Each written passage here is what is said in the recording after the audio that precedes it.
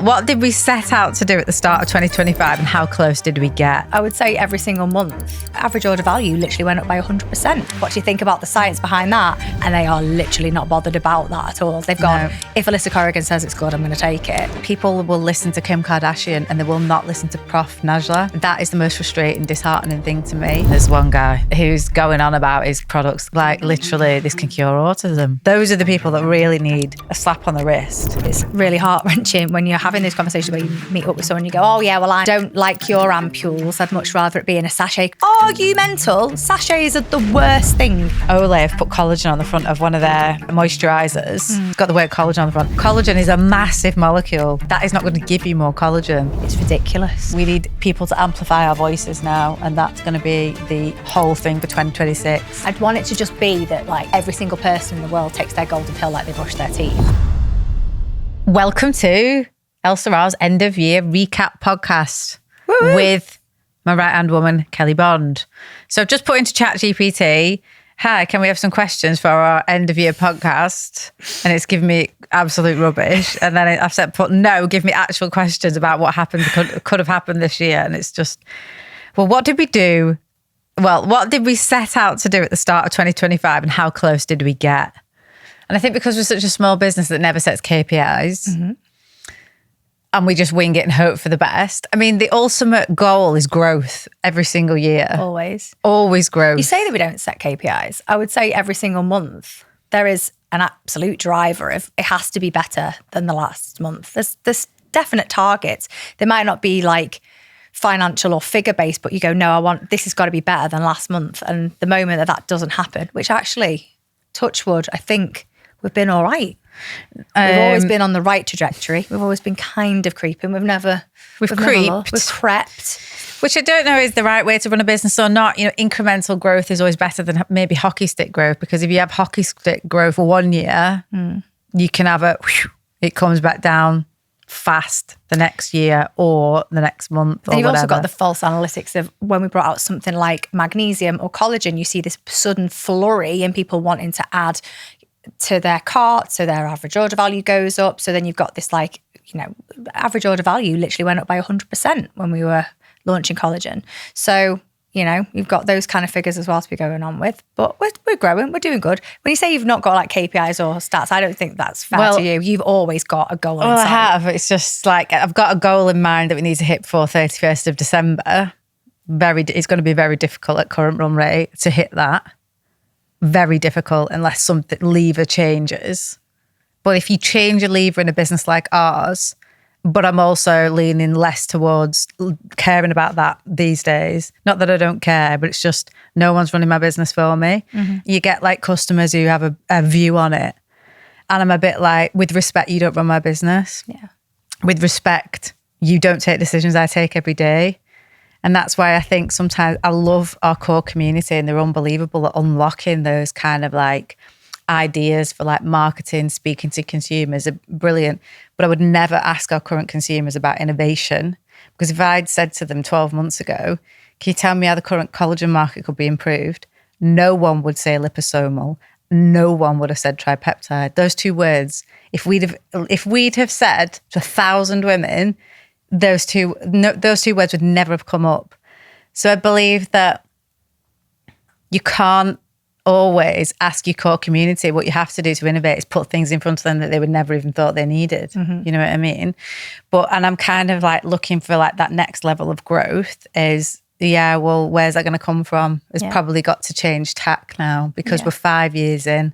Well, we will be by the time this episode goes out. We're 5 years in, and you're only going to get so far doing the same things all the time. And actually to get, and it's not really about like monetary value, it's about impact. Yeah. It's about knowing that the work I'm doing is an achievement, because we kind of hit great milestones, and we hit great milestones all the time. And it's about, well, how do we get to the next one? Can we strive further? Can we push ourselves a bit more? That's what it's about for me anyway. Well, for 4.5 years, well, nearly 5, we stayed true to it in that we've never paid for endorsement. We've never paid for anybody to say our product's fantastic. We've never really worked with influencers unless they are legitimate customers and they've come to us and they've wanted to work with us. But I know there's real frustrations, especially in your camp right now, when you're being greeted by people out and about who, when you're saying, oh, how amazing is our collagen? What do you think about the science behind that? And they are literally not bothered about that at all. They've gone, if Elissa Corrigan says it's good, I'm going to take it. And that's kind of it. Or if, insert celebrity name here, they say it's good, that's what I'm going based off. We've spent so many years basically wanting to educate and give people the information that they need and you know, make sure that they've got all of the right information that they need to make informed decisions about their supplement routine. But now what we're finding is that's a bit of a losing battle. Because all I've ever wanted was scientific credibility and like working with the brightest minds in the country. I have now got that and no one cares. That is the most frustrating, disheartening thing to me. And it's like people will listen to Kim Kardashian and they will not listen to Prof. Najla. And I thought about this when I was putting air in my tyre today because this was going around in my head and I thought, all right, whatever, doesn't have to be Kim Kardashian, but insert celebrity or insert influencer here. Mm-hmm. Do you know what I mean? We'll even get an AI picture so we're not picking on anybody, but classic influencer with smoothie, with a hair done, with blah, blah, blah, whatever they turn up like on the internet versus him. Which one of these people do you want to take health advice from? That's it. Which one? And you put that in front of people. And then 9 times out of 10, when you spell it out to people, you say, what's this person's credibility? What's their background? What's their CV? What have they done?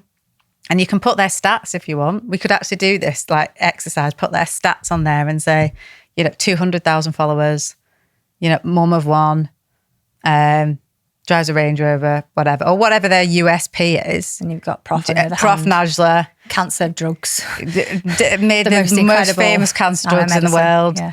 Liposomal expert, nanotechnology expert, one of the most Lister's awards, you name it, it would be like that. Now, which one of these people do you want to take advice from about your health and well-being? And that, I think you need to spell it out to people like that.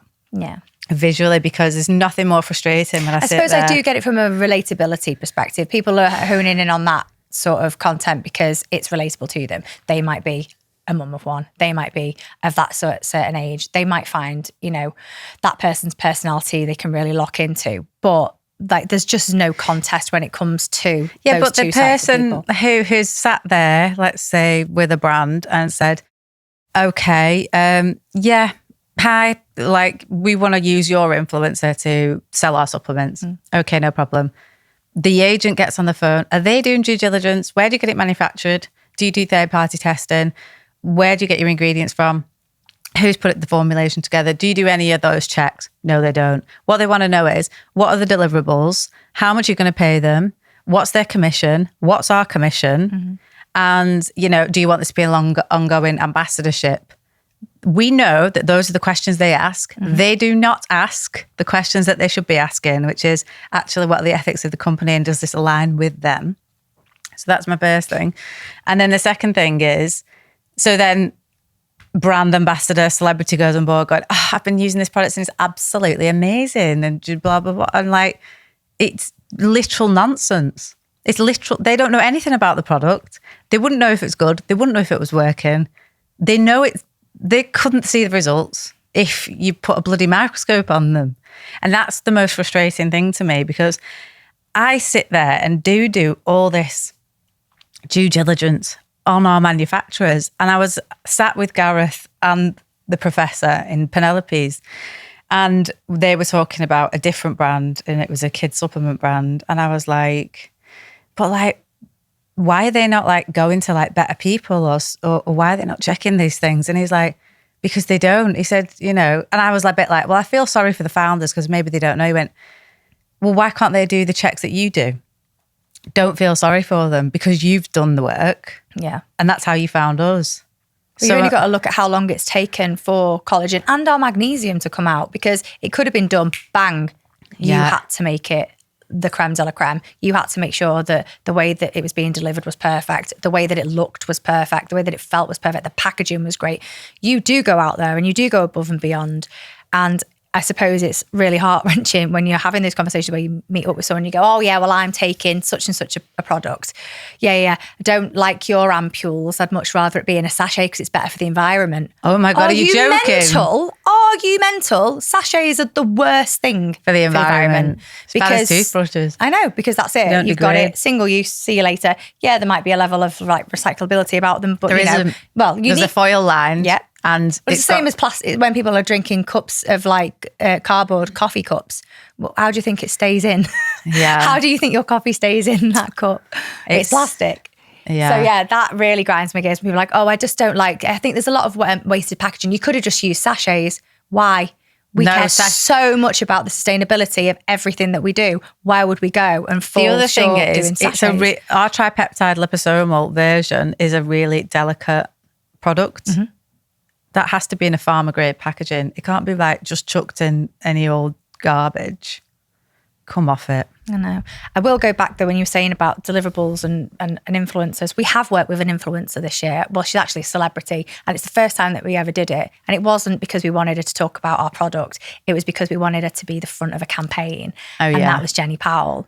And I would say that that's probably been one of my highlights of the year. And it's why I do want to talk about it because she was different. Her management were different. She absolutely loves our brand. Yeah. Because she took the time to learn about it. She sat with you and asked all of the relevant questions. She is someone who really cares about what she's touting out to her community. And actually, she's never really talked about Elle Sera on her community. She does quite a lot of our events and she's worked on campaigns with us, but that was never the relationship that we had. We wanted her to be the face of the Golden Pill campaign. And she was brilliant. That was probably, up there with one of the best campaigns I think we've ever done. Definitely. And one of the best podcasts I've done this year as well. That was really good. She's very engaging. Unfiltered, good mix of stories. Professional. Oh yeah, super professional. She was an absolute delight to work with.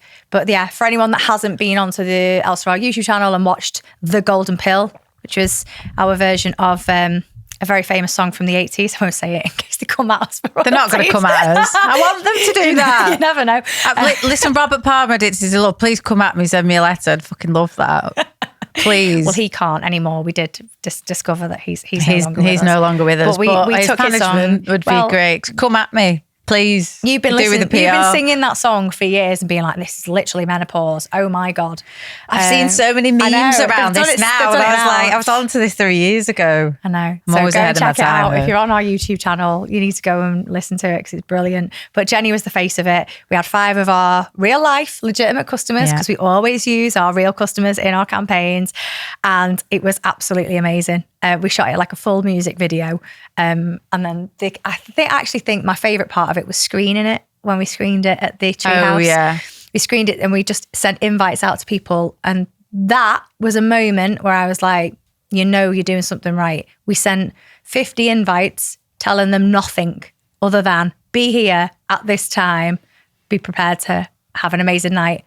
And they all turned up. No, that was good. That's the power of community. That is the power of community. And actually, I know there's a lot of founders out there. It's usually guys, boys, men who just don't see the power in community. And I'm just somebody who's the opposite of I think it's really important to build community. Every brand is now scrabbling around to build community.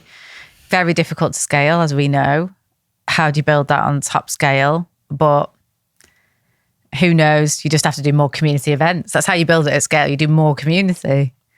That's my answer to it. And you don't do less of it. You do more of it. Absolutely. And you can, you can spread the net as well. And even if it's not our own community events, like supporting community events, we've actually helped quite a lot of our customers if they've been in the wellness space, or we've actually got some of our customers that are Macmillan nurses, or if they work within the key worker sector.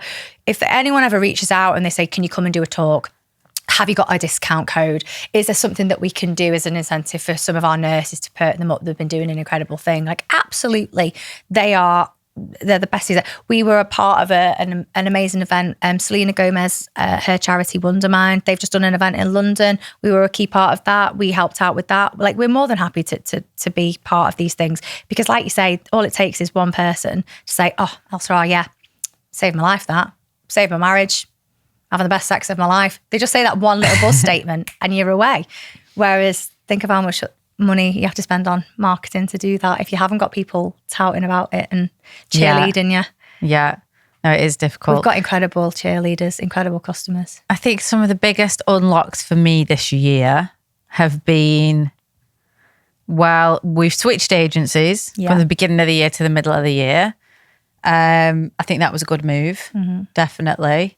And the landscape's changed in the D2C world. I listen to podcasts on how it's changed so much, and I think our strategy has to change now going forward. Yeah. So all I ever hear is creative diversity. So that is something that you're going to hear a lot more of from me in 2026 and leaning into. So if we were asked, the question was, what are you going to do differently in 2026? It will be creative diversity. So much of it, like on steroids. That's all I ever hear, even in the podcast. Like I was listening to a podcast on the way here and I was just like, oh my God, the work I've got ahead of me is unbelievable for next year. But we've always... Scary. You always get this thing of like, oh, well, who's your demographic? Ours is massive. We've got everyone, every TAM. age, every stage. In the industry, it's called the TAM. The TAM. It's these acronyms. Yeah, I mean, even I'm like, what the fuck is the TAM? What's a TAM? It's a target audience market. Yeah, so you can widen your TAM. You know, Ours is pretty wide, I do not fucking run a business like the D2C community, because honestly, I listen to these podcasts and I'm like, what the fuck are these guys going on about? This guy repeatedly said the words, you know, that's really good for our DR. I'm like, what's DR? What on earth is DR? So is it direct response? I know. We get a few, I don't know. I suppose we've got around a few of them because we use them so much internally. But yeah, I'm no good with that. I'm dyslexic as it is. Don't be throwing extra letters at me. CRO, I'm a CRO expert, right? And I'm AOV. I remember an average order value. I'm all right with that one. Yeah, they're the basics. Bro, yeah, basics. It's the weird ones like UX. What the hell's UX? UX, UI. Do you know what that means? No. It's like landing page iterations. Right. Yeah. Oh. And what's UX? Is that not also user experience? Yeah, UX, UI. I'm a UX, UI expert, which we could do with having a few UX, UI experts on. But experience has got an E, so would it not be UE? Not UX? No, I don't know. See, doesn't make sense to me. Doesn't make sense to me anyway, either. We digress. So, yeah, reflecting on the year, we've done some brilliant podcasts, really enjoying the podcast. One other unlock was our new editing style of the podcast, yes, which has been brilliant. Yeah, people have really loved it. Yeah. And straight to the point, I think. We've done, we've had some incredible podcast guests on, but what's lovely now is it's like straight in, bang, here's the information that you know you're going to want from it. Is this going to benefit me in any way? Here's all the information that I'm going to need. So it's like a little tidbit at the beginning, but it kind of like eggs people on to listen to the full conversation because they don't want to miss that wonderful chunk that was at the beginning. Yeah. When's this podcast going out? And this one will be going out literally like New Year's Eve, I'd imagine. Yeah, we normally end of year. Yeah. Okay, so we can talk about the Christmas party because that would have happened. It hasn't happened yet, so I can't give you a full event of what happened at it. But they'll have seen it. You'll have seen it by now. Yeah. So this is something obviously we wanted to plan, and I want this to be like an annual thing. Yeah. I really do, and I think I've got a new videographer. I briefed him this morning. And I had some wild ideas for him. And he was like, yeah, cool, I can do that. I'm thinking, I hope you can execute this, mate. Because in the way that I want it anyway, giving him I was like, right, we've got Santa, but he's not just any old Santa. He's a rock star. Film him like he's backstage at Glastonbury. I want to see sweat on his brow. Like, do not film this like a ladies' lunch. I'm sick to the god black teeth of bullshit millennial looking brands that are so polished and boring. That is not me. I said I want to see sweat on his lip. I want to see like fingers on keys. I want to see like women spilling drinks. I want to see them like mascara around their cheeks. I don't want to see the usual let's have a toast, let's have a laugh, just boring pedestrian. You know the style I'm talking of. That's just because our events aren't like that. So it's easy to capture when all of that chaos is actually happening because, Well, I'm just hoping it happens. And if it doesn't, then I'm going to make sure it does. Orchestrated chaos. Yeah. So I said I really want it to look very much like really snappy, really cinematic, but also just the opposite of what you would expect a ladies' lunch to look like. Yeah. Almost like the chaotic, the napkin tosses, I don't know, whatever. emotion-led. That's what I'm looking for. I think if I had my time again, I'd be a director. Yeah, we've got a full house. We've got people coming in. They're getting all the bells and whistles, their 3-course meals, their drinks, their entertainment, but it's not entertainment like they know it. They've got Santa, but it's not Santa as they know it. And I think, no, I know that it'll all come together, and I know everyone will walk out having the best time ever, because they always do at our events. Like, there's no stone unturned. Like, literally, we do think of everything. Because it goes back to the same with the products. Like, we treat people the way that we want to be treated. We give people products like we want to be consuming the products. Yeah. Everything that we do is always to like the very, very best that it could possibly be, because that is what our women deserve. It's what we deserve. It's what everyone deserves, is the best. And I think that we always like to deliver that. But yeah, I mean, I am looking forward to some absolute carnage. Everyone's so excited about it though. Like, they're like, oh, what should I wear? Like today, I don't know what to wear. I've ordered so much stuff from Zara and my buzzer's broken. So I've missed the bloody parcel 3 times now. And I'm like, shit. So I've put a thing on the door saying the buzzer's broken, launch it over the fence. But honestly, if it doesn't arrive today, I don't know what I'm going to do. Because I know I've got a whole wardrobe of clothes that I don't want to wear. That's the reality. I don't want to wear them. I've been really good this year. I've not bought anything that's been new except a pair of new leggings, because I wanted some textile leggings. But other than that, I've gone second-hand. I've been pretty sustainable this year. I'm all for that. I've just bought. I know. I send out your by rotation stuff all the time. Oh, you know me. Yeah. But I have just your dresses are on rotation. Like, Grace is kitted out in second-hand Ralph Lauren all the time. Honestly, and she looks absolutely amazing. But I've just treated myself, and this was a goddamn steal. I felt awful putting in that bid, but she bloody accepted it on eBay. Brand new with tags. You know the teddy bear jumper from Ralph Lauren? They're like 400 quid. Guess how much I got it for? I'll take bets from the room. I don't know. I'll still eye roll, because I still think it's ludicrous. £400. This real wool cashmere. I don't care. She's just going to spill juice down it. Like, No, I don't know why people this would is for bother. me. Oh, for you. Okay. Yeah. All right. Well, still, This is mine. Yeah, but this is you. It'll be coffee. Yeah, exactly. You'll find a way. Calvin. 40 quid. Go on. Kelly. Amy, I'm going to go 70. Amy. I don't know who's closest to this. I can't work out the ratio of maths. So £63. Oh, somewhere in the middle. £63. With well tags. done. Well done. Brand new with tags. I nearly wore it today, and I thought, no, I'm going to keep that for a future podcast, but it's really cute. So, yeah, because Ralph Lauren is having a moment. Talk about a rise to success this year. If we're going to talk about business success, my fucking God, have you seen that village that they built in Chelsea? Wow. Talk about an immersive experience. That's the other thing I can see changing so much, marketing landscape. Don't know just which way to go with it. And I think creative diversity, we need to test it all. I feel like we should be doing a lot of AI ads, maybe test them. If they don't work, they don't work. Yeah. I think always real people, real users will outperform. But actually what I really want to lean into this year is men. I have just sat with 2 men outside this podcast studio, and they were hanging on my every word about what I was saying about the golden pill in relation to their wives. Yeah. And I've just made 2 customers outside there. And I really want to lean into men. I want male UGC influencers. I want male actual real customer testimonials coming through this year. Yeah. And I think that would be a huge unlock, because I just think it's not that they don't want to help, it's just that they just don't know how to help sometimes. Yeah, but we've had instances this year, like we'll talk about lovely Zach, you know, with our little golden calls, where they are now ringing because they've taken it away from their partner, because they're like, she's clearly got that much going on that she's never going to even think that she's got anything wrong. I'm just reaching out because I've seen this advert. We've been together since we were 18. We're now kind of like coming up to our 40s. And if I don't do something, like our relationship is going to end. Like that was heartbreaking to listen to.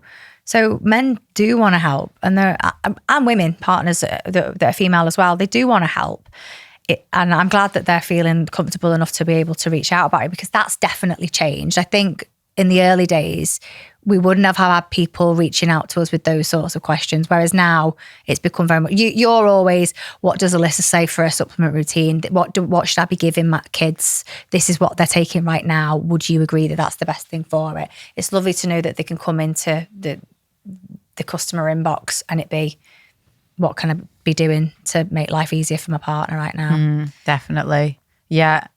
I completely agree. And I think that's something I really want to lean into, is like one of our key pillars this year is let's talk to the guys. Yeah. Definitely. You know, we've had some famous female celebrities mention our product. Maybe we get their husband to do the mentioning instead. That's honestly where I was thinking on my drive in today. I thought maybe this is a real big unlock, you know what I mean, that we could have. And at least I'm the kind of person who's willing to test everything, because I'd rather be rich than right. Do you know, honestly. You can be rich and right. Like, that's the thing. Or I can be completely wrong and go, I did not know that was actually our hero customer. I've always thought it was this person, and actually it's this person. But we've seen that loads this year, where we genuinely thought, well, God, that particular person's really off-brand, but oh my God, does she absolutely spout about us until the cows come home? You know, like, I've always said it. When people go, oh, is this supplement for me? Yeah, it is. There's not really a bracket that wouldn't benefit unless in some you're way. on some like real heavy medical, like pharmaceuticals is always different. You always need to take but this is the thing, and me and Rachel Hipkiss was talking about this on the last podcast. It was like, well, you know, there is certain drug interactions with adaptogens and she was like, you know, that's because they work. That's why there's interactions, because if they didn't work, there wouldn't be any interactions. So you go back to the MHRA and you go, well, that's because they work. You're giving that advice because they work, and then they go, well, we don't, and then they won't say that they work. Do you know what I mean? And it's so stupid. We should also bring up this. Well, let's talk about trade and standards. Yeah, so one of the biggest overarching themes for me this year was compliance. So got very close to the lovely people one person in particular over at Cheshire East Trade and Standards, because I thought, I'm going to make him my pal. I'm always striving to be on the right side of the law, especially with supplements, even if in my heart of hearts, I completely disagree with the law. I will state it here that it is ridiculous. Yeah. That there are some unbelievably wonderful products out there that you cannot say what they do. And this is what me and Rachel spoke about a lot. Unbelievable ingredients, but actually you have to go off something called the Nutritional Health Register. And if things aren't listed on there, you can't say what they do. So this is why supplement companies put in little bits of vitamins so that you can kind of go around the houses and saying what they do without launching that terminology into the adaptogens. And that's why companies do it, rightly or wrongly, but that's the government who set that tone. So companies don't want to do it, but they do. So I got very close to, the guys over at Cheshire East Trade and Standards, because it was an absolute like learning curve for me. Yeah. You know, how awful it actually is. So, and just to say, you can't make any general non-specific health benefits about a product. General non-specific health benefits is every single word in the English language that potentially could be positive. Yeah. So the words female health supplement is a general non-specific health claim, which we cannot make or we cannot say around our product. We can't even, if we imply it's a female supplement, again, that could be up for discussion. So we take out the word health, we don't mention the word health. If we apply female supplement, also because it's a supplement and supplements on the whole have benefits, that also could be a general non-specific health claim, even though it's describing the product. I'm telling you now, it was ridiculous. And actually, but my God, was it an eye-opener and a good experience, I think, after all. And actually, he rang me last week, didn't he?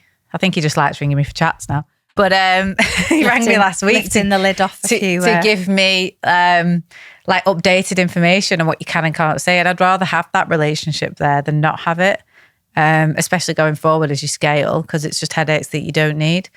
But yeah, so that was the big C. Compliance was a huge issue this year. But then that rolled into us trying to diversify and go into tube ads and look at the saga that created. Yeah. So the tube ads have just been signed off. And where did we get to? Because I know where did you get to with that yesterday? It's all been signed off. It's all been grand. They want to have a brief about it just to kind of say what went well and what didn't go well. But essentially I told them at the very beginning when we had the initial calls, like, you know, we're edgy, we're bold. Yeah, exactly. You cannot use the terminology pedestrian around Elissa Corrigan because that will never fly. These are the statements. I mean, I wouldn't mind. They're all customers of ours. They know exactly how we operate and they know exactly the messaging that we wanted to get across. And it was very much like what happens with all agencies. We can do this. We can do that. It'll all be fine. Yeah, no problem. It'll be fine. You sign on the dotted line and then bang, you put your artwork in. Oh, 2:30 on a Friday. It was always 2:30 on a Friday when it was like, we have no time to make any of these changes now. The artwork needs to be changed and it needs to be done within the next 2 hours. Otherwise, you're just going to lose all your money and you can't put anything out there. I was like, whoa, and if you think of it in the business of losing 12 frigging grand. Oh my God, absolutely not. So, are you joking? There's you, me, lovely Liza. We're there just trying, Liv jumping in for good measure, just trying to like muster up some artwork. And I think they're all great people. They're all our customers. I love them. We've got it over the line. We're fine. But there was a moment where even I got really upset and kind of said to them, they're like, just send us some safe stuff. Just send us some safe artwork. And I'm like, don't you see that there's everything wrong with what you're saying there? Saying spend this amount of money to put a picture of a decanter with a QR code on a roaming escalator. I was like, who is going to stop the escalator, get the phone out and put a QR code on it? And also you're underground where there's not much Wi-Fi, so it can't even go anywhere. I was like, what the most stupid idea that is. So there's nothing impactful. Our name's out there. Yeah, we've got a golden decanter, which, our golden decanter has become iconic. It's big. Everybody know, you say, oh yeah, the golden decanter. But yeah, at that point I was like, love you all dearly. And I know that I know I'm grinding on everyone's gears here, but there is so much wrong with what you've just said that I have a problem with. And at that point, it then rolled onto you because you put a campaign out about it on our socials, which was like, these are all the things that we want to say about our product. And this is what we can't say. But here's an amazing advert for, erectile dysfunction that can say whatever it wants. I know, it's crazy. I remember seeing it with Thinks, the period knickers. They just put like a tangerine, just a tangerine up, nothing else. That was it. It wasn't even juicy or anything or bleeding. It was just tangerine. They said no, but it was absolutely mental. But no, live and learn again. But it's again go back to the reasons of why they're not disallowing it. So the MHRA, when it's a food supplement, you've got to go to the MHRA because you have to tread the line of this is a food supplement and you can't say anything about it because it's a food supplement. Otherwise, you're crossing into the territory of medicinal, which is an issue for the MHRA.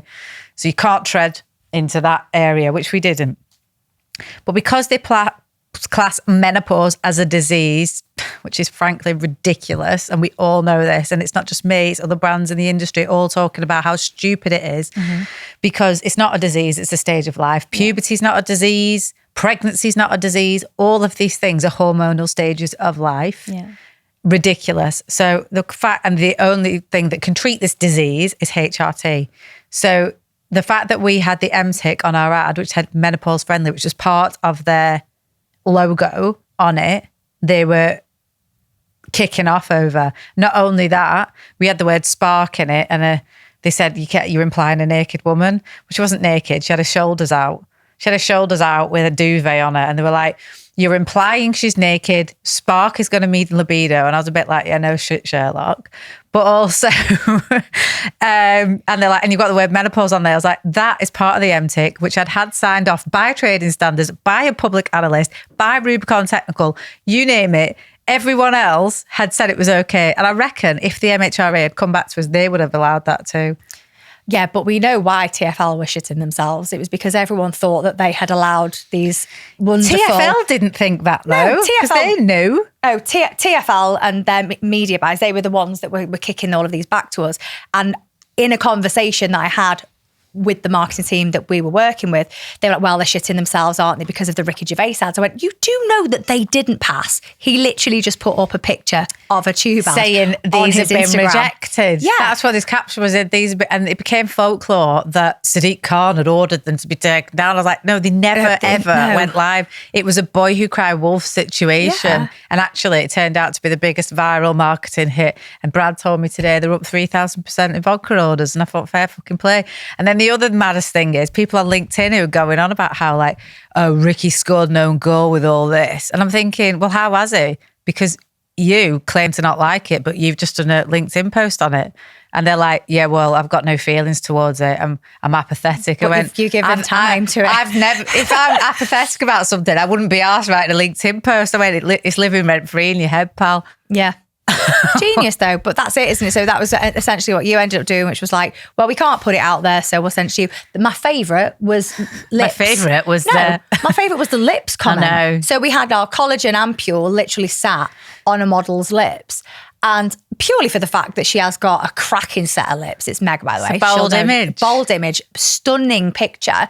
We're talking about size matters in terms of molecular size of our collagen, obviously. Exactly. And obviously there's no phallic symbolisation with her ampule and the lips going on. But if they were inferring it was, and I was like, well, that's on you, TFL, because I'm not.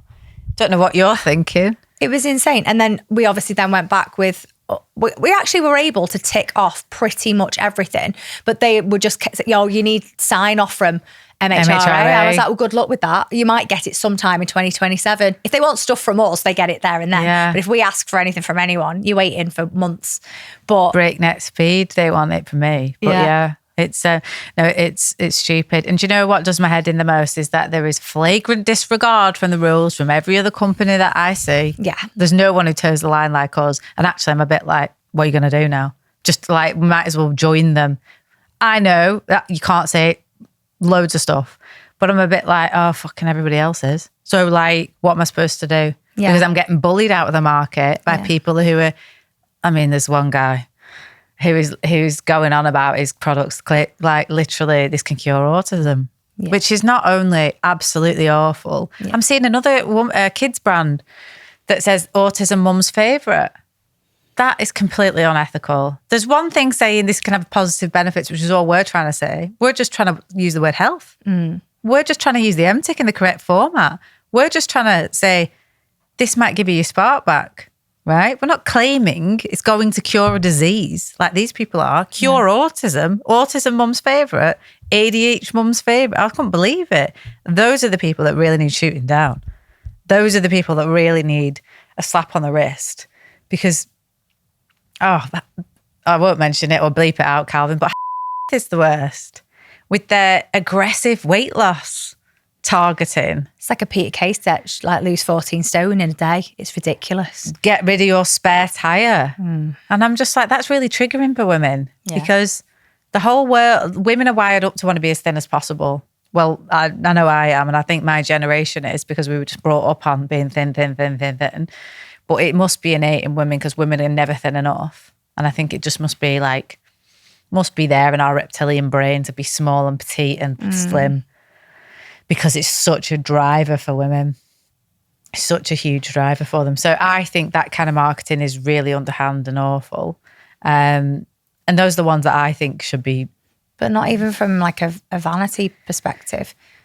You're just preying on women's insecurities. But it's not, you can say, oh, people want to be thin because they want to look good. Like you're also getting people who are told you've got to be a certain BMI to be able to, get pregnant, be healthy. Everything that's wrong with you is because you're overweight. So then they go and they look at an advert like that says, well, you can literally shed your weight in 2 weeks or whatever. Of course they're buying it. Like they're absolutely desperate to do it. We've spoken about it on other podcasts, so I won't harp on, but it's, we've seen, I've seen it. It's been really bad this year, and especially when I know the lengths that we go to make sure that everything that we put out there is backed up, whether it be evidently with science or I've now got to a point where I have conversations with people and go, do you know what, would you just mind going to our Trustpilot and highlighting the issues that you've got and go and hear it from someone else? Because then at least I know that I've not given you misleading information. You've seen it from somebody else or you've had it on based on recommendation. Because that's the other one. You then start to feel a little bit like, ooh, am I going to get shot down for saying something? I remember people talking at Ecom Collab Club in the summer, talking about orgasms. And I was like, literally it was like, how many times can we say the word orgasm? And we had a great time. It was a hysterical thing. But I came away thinking, oh my God, am I allowed to have said that? Am I going to get shouted at for saying that people do have increased better orgasms after taking our product? Am I actually allowed to say that? That's in clinical data. It is in clinical data. It is in clinical data. Got it here, everyone. Got it here. Yeah, if you want to look up Tribulus, it's got clinical data behind it to say women have better orgasms. Yeah. I tell you what else is interesting as well, mentioning no names, but I got a lovely email this morning off a really, really unbelievable, like if we're talking, I'll do it in terminology that people understand. In the science world, this guy would be Ronaldo. Okay, so we're talking Ronaldo of science here. He emailed me saying he was super impressed with the tripeptide, blah, blah, blah. Anyway, he was said he's doing a study, putting it in a British medical journal, which is a proper scientific journal. It'll be peer reviewed, all the rest of it. And while he's got some limited data, that he said, would you be able to put it out to your customers? Because we can get a bigger cohort of people in the study, which will be obviously more robust, it'll be better for us and everything like that. And I was like, absolutely. So I looked at like our current subscribers. And I think, I mean, if we put that out to all current subscribers, I think we'd get a really good uptake. Yeah. And that would then be a really robust study in a real proper journal with a really good demographic size backed by Ronaldo of science. That's mega. That's mega. And tell me one other wellness brand that has managed to make the leap from, wellness brand into, wow, real credible science. Unheard of. If you can tell me one, let me know, reach out to me and tell me, because there isn't one, by the way. And not that I think it's going to change my life in terms of my conversion rate, even though it should blow it up, but it won't because of what I hear from general consumer. But I think then industry will start taking notice. Journalists will start taking notice that this isn't just some flash in the pan, another collagen. This is genuinely one of the best products in the world. That's so efficacious that everyone should be taking it. That was really, really interesting. 5 weeks into sale to win an Innovate UK award. Yeah, unbelievable. I don't know anyone else that's been able to have achieved that. But people don't understand what Innovate UK is. No, but they do understand that we were in Hello magazine yesterday. So yeah, there you go. That's it, isn't it? We're hitting all the markers. Listen, we can only do what we can do. We put it out there for everyone. We're giving them the very, very best. It's like they're dog's bollocks when it comes to anything of a supplement nature. I'm telling you now, every company wishes they had this product. Yeah. They do. They really do. And I know there is conversations happening in big boardrooms where they're like, fuck, how are we going to sort this out? Yeah. And that's my biggest worry. We need to grow aggressively because they're coming and the clock is ticking. Yeah. At the moment, it's almost like it's a really well-kept secret that people are on the best collagen. But we want it to be that it's general knowledge. And that's why we need aggressive, real aggressive tactics now. And that's why I'm a bit like, okay, we've done what we've done in 4 years, but now that's not good enough. But you only got to look at how these conversations, because we've done one of these end of year reviews for like the last two. I think the first one that we did, you asked like, what's your dream? And I was like, I'd want it to just be that like every single person in the world takes their golden pill like they brush their teeth. The golden pill now, it's almost like, it's never going to be the poor relation. It's always been the hero. But now we really don't need to worry about that. Like literally every day I'm like, it's flying out, fucking hell.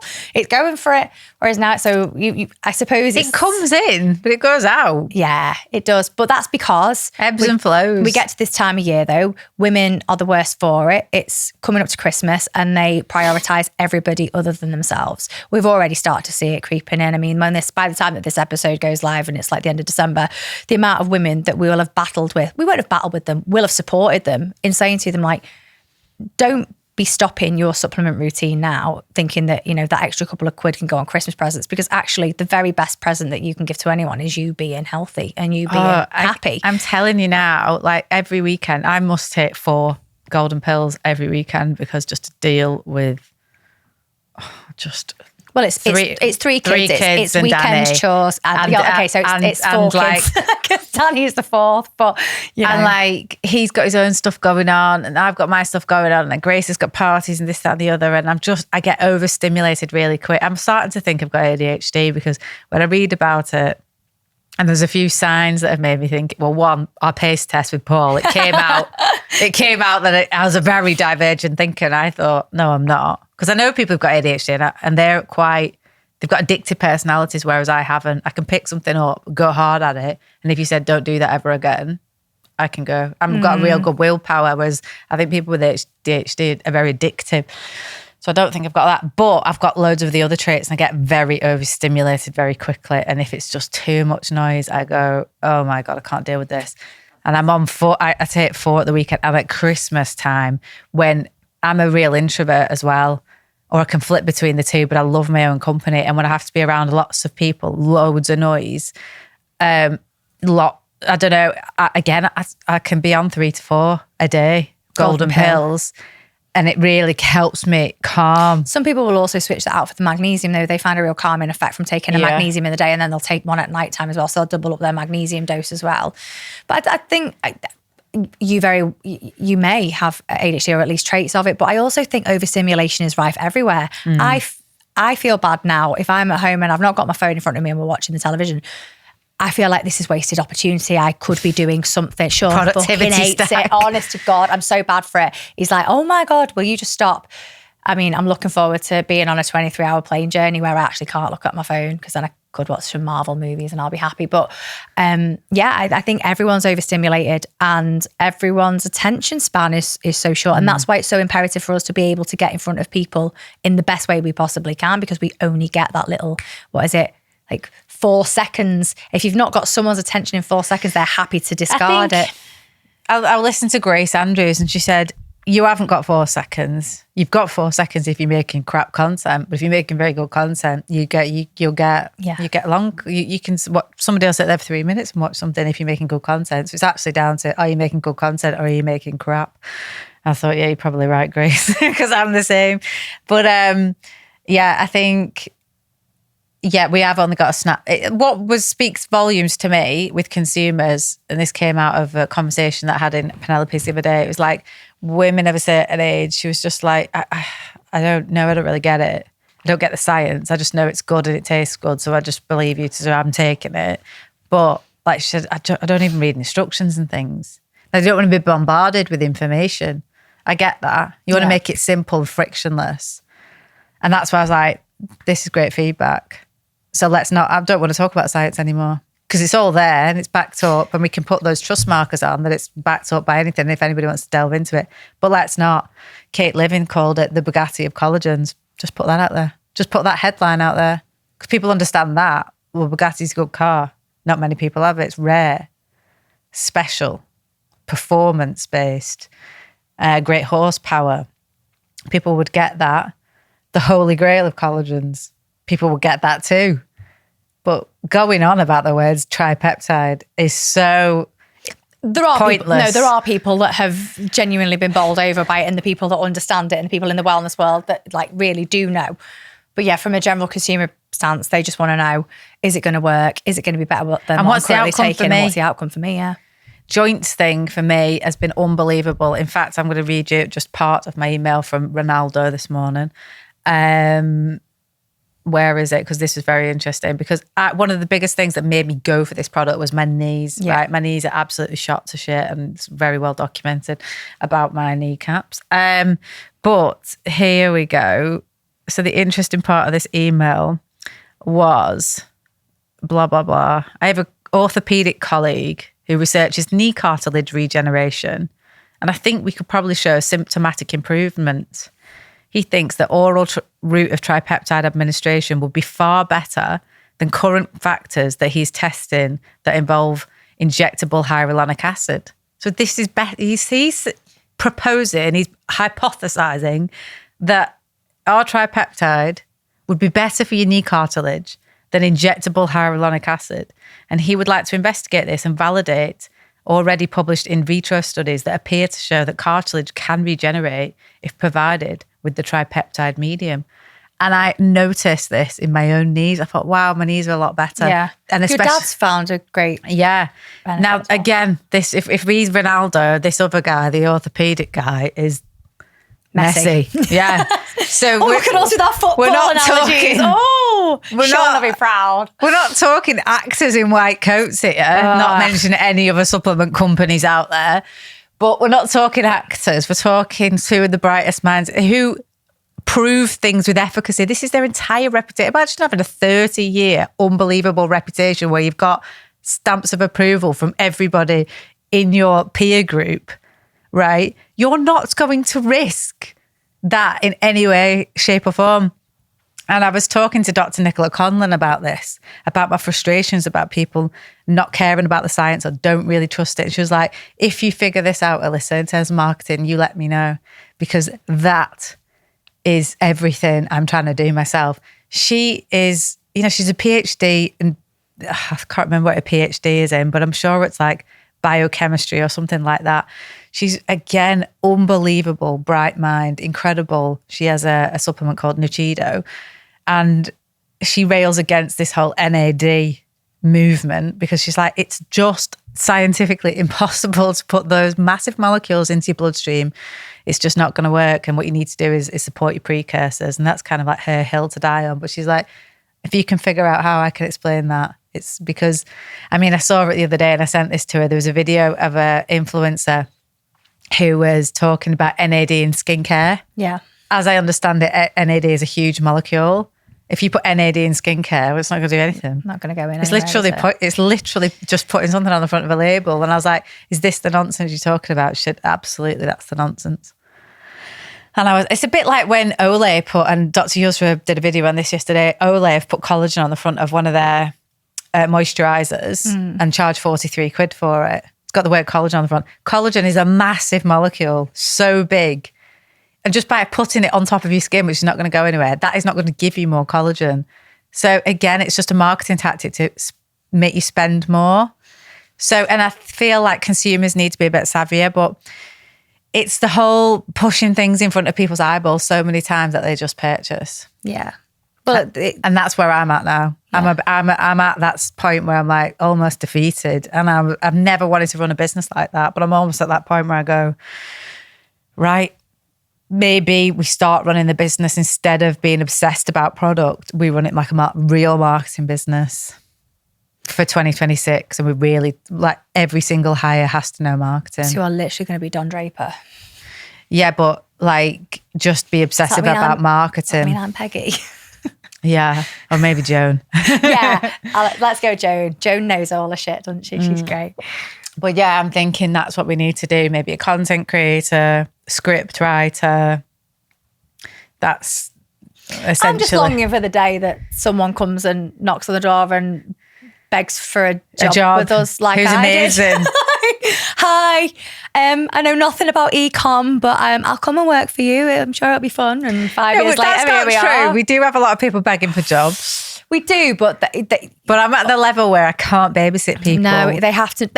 We're at a position where we want people that are better than us. Yeah. Like, I love learning from people. I'm like a absolute sponge around, especially creative people, and the people that we work with are brilliant. But I just, I'd love. So I think if it was maybe a younger person. So obviously we have done some work experience. We've been going into schools and doing kind of meet the professionals and interview techniques, because I actually think communication's really lacking, but that's like a whole other topic right now. I think young people in particular are really struggling when it comes to communication, but maybe that's something that, needs to be looked into and addressed in 2026. But it's like, I just want people to come in and not be too specialised. Everyone's kind of like got their eye set on just doing one thing and doing it like the best. I actually am more of like, I'd love a Jack or a Jill of all trades that doesn't mind getting their hands dirty and getting involved in a lot of other things. I feel like everyone's become far too specialised, and they just are like putting all that eggs in the one basket of this is me and I'm a specialist. And like, you laugh and be like, well, what's your job title? I don't know. I'm trying to give you one, but I can't think of it. Like, solicitor keeps asking me all the time, because for the first time in 5 years, I'm going to present Kelly with a contract. Well, I might not sign it. I think she'll be happy when she sees the figures on it, to be honest. But she doesn't know about that yet, because I was going to give it to her while she's in Australia as a present. Oh yeah, when this airs, I'll be in Australia. Yeah. So but I need to put. She was like, "Well, why don't you use this opportunity to show Kelly how much you appreciate her by giving her a great job title?" I was like, "Because she knows how much I appreciate her." I haven't got a job title. I'd like to go the opposite way and put something quite funny on their job title, to be honest. General task juggler. Yeah, I don't Wear know. it of all hats. Yeah. There you go. We'll put that out to the masses. What should Kelly's title be? That actually does my head in about like doing a contract is like, I was just like almost laughing with this lister because I was just like, you still wouldn't have one, but for the fact I was trying to get a contract sorted for another member of staff who then walked out. So I was like, great, I spent all this money on a solicitor to get this contract right, and now she's left. So now, sorry, by default, it's now going to go over to Kelly, but a much more improved version of. But it was like, okay, what's your disciplinary process? I was like, I don't know. I just tell me to fuck off. I literally just, I said, it's usually the other way around. Kelly's bollocking me for something that I've done, to be honest. I said, stop trying to push my business into a corporate, like, pegs, because it just doesn't work like that. If we've got a problem, I just text her and I just tell it it's the second I've got a problem. But actually, it's more the other way around when Kelly goes, what the fuck? We're not meant to be doing this because it's not been set up or it's not been tagged. And I'm like, oh, right, yeah. Elissa, long for the days you've put a video up of a product that's not even got a SKU code on the website yet. What are you doing? Yeah. Being reactive. I know, but there's got to be process. Yeah. No, look, I think once upon a time, and I don't want fucking corporate I tell you process. what, it is a great question because how do you measure success? Because yes, I feel like in my 20s, I would have loved it to be like, yeah, my name's Kelly Bond and I'm COO of Elle Sera. I can't say that. You can't say that when it's just the two of us. Like, you can't do it. So stupid. So I don't want that because I'd feel a fraud in saying it. But how do you measure success? I know how I measure it. Go on. Am I better than last year? That's it. That's it in any way. And let's be honest, I'm half the person, but double the person that I was last year. So I'm happy with that. Have I progressed this year? So can I just say that somebody sent me a video of it? So Channel 4 had put up a video of me on the island yesterday. And it was like 6 years ago. And I'm looking back at this girl, right? And I'm thinking, oh my God, personal development out of me in the last 6 years. Because on that little clip, I'm winning $5,000. Yeah. And that $5,000 to me was unbelievable in my head. Like, I thought that $5,000 was going to change my life. And I actually walked away off the island with 9,500. And I thought, oh my God, this is oxygen. Because at that point, I didn't have a fiver in my pocket. And that became, and a lot of the things that I thought about myself there have led into this business today. So I'm looking back yesterday and I thought, shit, wow. That girl right there had a car that was being paid for by her ex. I'd just moved back into a flat in Liverpool by myself because I'd just split up with somebody. I had no friends. I had no job. I had nothing going on in my life. No purpose, absolutely nothing. Fast forward 6 years later, right? I've just bought like a car that I'd never thought I'd be able to own ever and paid for it myself. I live in a lovely house. I've got a child, a fiance, a thriving business, great friends, and like I get to do things every day that I want to do, that I can flex my creative muscles to do. And I'm all doing it by doing it myself and not having anyone to tell me what to do. And I think, fucking hell, talk about career progression in the last 5 years. Do you know what I mean? I was a journalist and a book writer.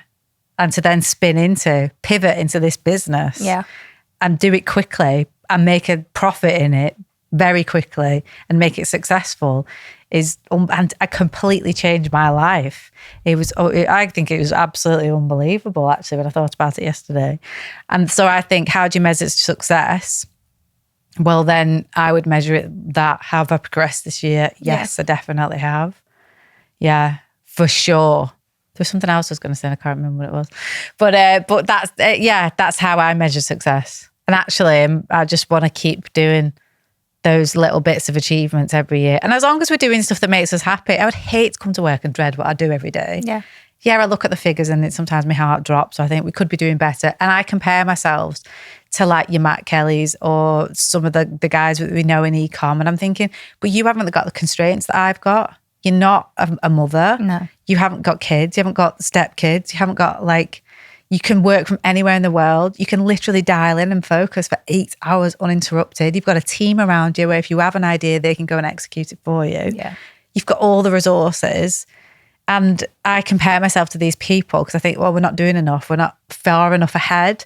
And actually, realistically, you should just think, you're doing all right.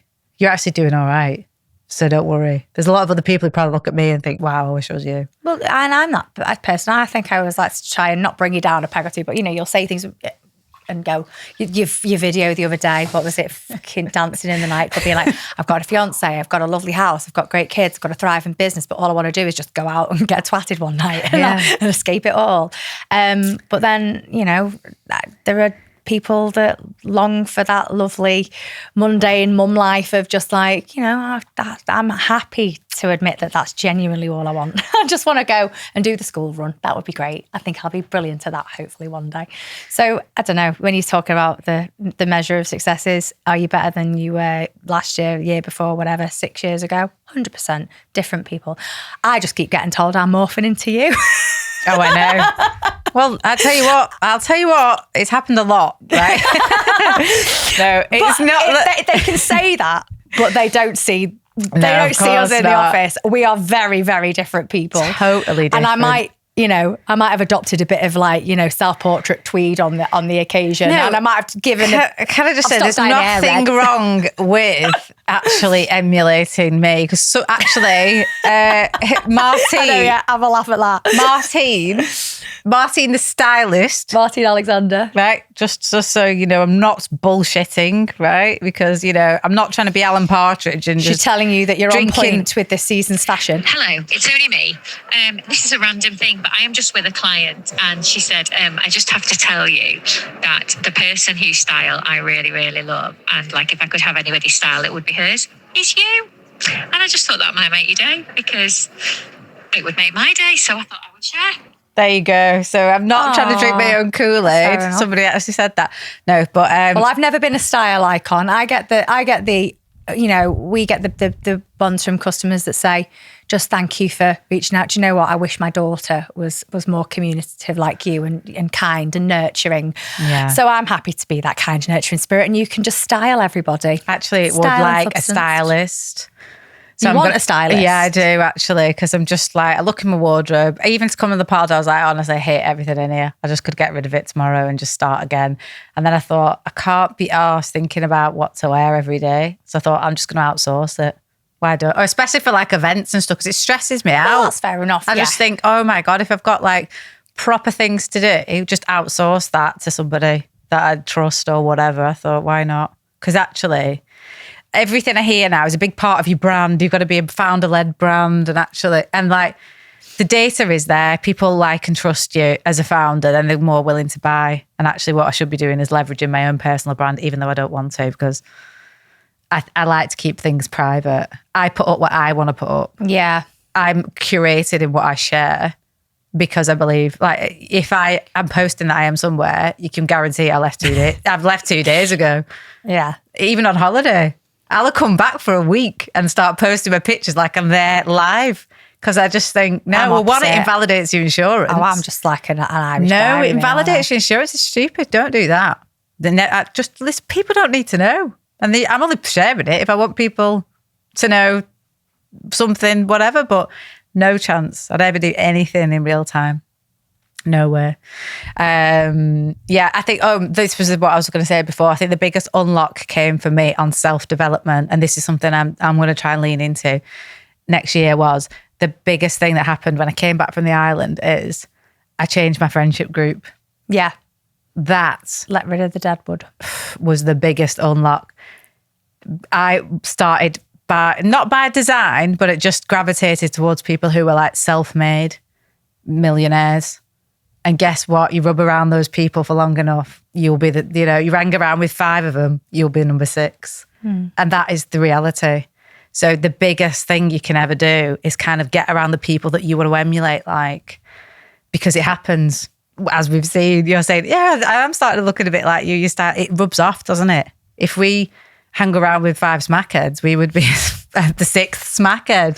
Or if we hung around 5 Pilates instructors day in, day out, we would be into Pilates or whatever it is. So I feel actually worldly, yeah, but there's also this year I'd like some mentors who are a bit further along in the journey that I could just hang out with a bit more, because I've become too insular in like the people we've got around us. Like we've got to that level with the people around us, and actually we probably need to be for us to unlock those next levels. We need to be with people who are well further on in their journey to help share that advice and mentoring. Yeah, but we're very lucky that we do get access to those sorts of people because they come to us. Of course, yeah. They want to come and be part of the pod, or they want to be part of our project or campaigns, or, you know, just they might be a customer and they've reached out, and we build brilliantly authentic relationships with our customers and with everybody that we work with. Yeah, like, so you can absolutely, and again, it comes from that thing of wanting to be a sponge. I want to learn from people. Yeah. I like certain things. Do I still sit at home in my Wonder Woman trainers and Wicked t-shirts and look like an absolute geek? Absolutely. I don't always look this well put together. Is this full scale Kelly? Not at all. But would I come to an Elle Sera event looking like that? No, you'd never let me live it down. Yeah. I've relinquished my Wonder Woman backpack. I now have a nice black leather one that you got me. Does my Wonder Woman one come out at the weekends? Absolutely. So it'll never go. I'm still always going to be deep-rootedly an absolute geek, but I'm happy with that. I think everyone has to be a chameleon. I think everybody has to have two faces. Everyone does have to do it. I could not be the same level of... as I am with every single customer that I come into contact with the people at home. And Sean lets me just be me. Yeah. And I'm so grateful for that. And you're probably like that at home with Danny. You can't always be firing on all cylinders. Sometimes you just got to be slobbing it around. Yeah, no, absolutely. I totally am. But no, you're absolutely right. And when I was sat with Liz Taylor, she was like, no, the girls cannot turn up into my office without a full face of makeup on. They're not allowed to wear jeans, because if you were expected to sell an event, there is hundreds of thousands of pounds. You cannot turn up looking like shit, basically. And I was like, how'd you get away with that in this day and age? She was like, well, they can get out. And I was like, you're damn right. Yeah. And that's kind of the attitude I would have. Do you know what I mean? Yeah, if you're turning up for something for work, you've got to be on form. You've got to be looking right. Do you know what I mean? Also, you can keep your personality for your time off. Yeah, it's an aspiration. But that's it though, isn't it? I've got Elle Sera Kelly and I've got Kelly. Of course. And if you see me at the weekend, I'm normally rocking around in a little Miss Christmas jumper, touting out Christmas hits. But I'm not always like that. Moonlighting, doing a rubber job. I've been moonlighting, doing all kinds. Hilarious. I was in the Golf Fan campaign this year as well. That was funny. But yeah. So anyway, we'll round it up now. You got engaged this year. Yeah. That was beautiful. I turned 40. You turned 40. Yeah. Highest grossing year. Highest grossing year by 125% growth, by the way. Now, any company would take that. Anyone would take that. And I know there would, and listen to this. This is also blows my mind. I've got VC companies coming to like Ormskirk to come meet me. Do you know what I mean? And I'm a bit like, I don't care. I don't want your money. I'm going to go on record and say that I think hell would freeze over before you ever sold any aspect or you ever took any investment. No. Mainly because I would be there telling you not to do it. It'd be the worst decision ever because no one can tell you what to do. No, I wouldn't do. And the other thing is they treat you like a bank account. So they have to see, so they get a loan from a bank and then they fund a bit themselves. So they put the bit of their own money in, but then they've borrowed loads themselves. So then they put that money into you. If you do not show growth and everything, because they've got their loan to pay back as well, so they're getting interest on that, they're treating you like your bank account. And that I'm just like, well, no, that's just, for me, that is one way to rip up a business. No. Maybe it works in some aspects, I don't know, but it won't work in my world. For me, fundamental business is fundamental 101. Bring in more money than you're actually spending. That's it. That's literally it for me. But I think every single year when you go like, what's been our biggest lesson? It's always go with your gut. Every time. And there's been even, business decisions that you've made. There's been decisions in the business that even I've gone, I'm not keen on this. And 9 times out of 10, we turn around and go, well, we should have fucking listened to our gut because we were probably right on that. And I think the moment that anybody else comes in and tries to tell you that you're wrong or tell you how to run something that you are so invested in, it is your world, I just think it's a recipe for disaster because they're never, and also it's that thing of like, they've not got any risk. Financially they might do, but this is you. It is such a personal brand that everything does come down. You are still very much the face of it. I'm still operationally doing everything as well. We both are. So it's like I'm not just the face. I'm actually running it as well, which is stupid. Everyone says it's stupid. You're running it wrong, but it wouldn't have got off the ground. Not for the want of trying, though. Yeah, it's genuinely not for the want of trying. You know. I know. You try and I'm trying to hire someone at the moment, and all I'm thinking as I'm going through this hiring process is, so what they're doing is nothing that I couldn't do myself. Now, yes, I'm time poor, but actually they're sending out LinkedIn messages. Right.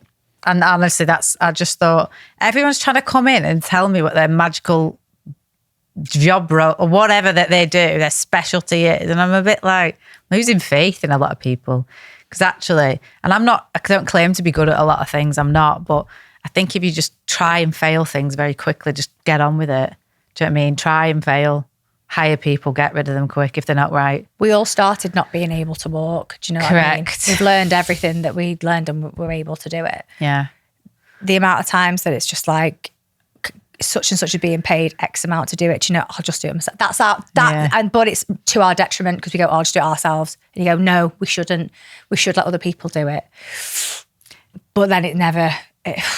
Well, that's why I think what's clear to me now is you've probably got to bring people in-house. Because we're paying a lot to agencies who were just we're a small business in what is a bigger picture for them.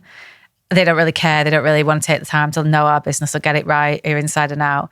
Actually, if you're actually sat next to us in the office, you will pick that up, our style, very quick. And it would probably cost the same. But we saw it. Short term, we did see it. You know, our ethics can be really easily adopted. It's not quantum physics in the office. No. It's just be a good person, give the best service, always strive to be the very, very best at what you do. And do it with a bit of flair. And, don't take the piss, graft. Yeah. That's it. Because we graft. We really graft.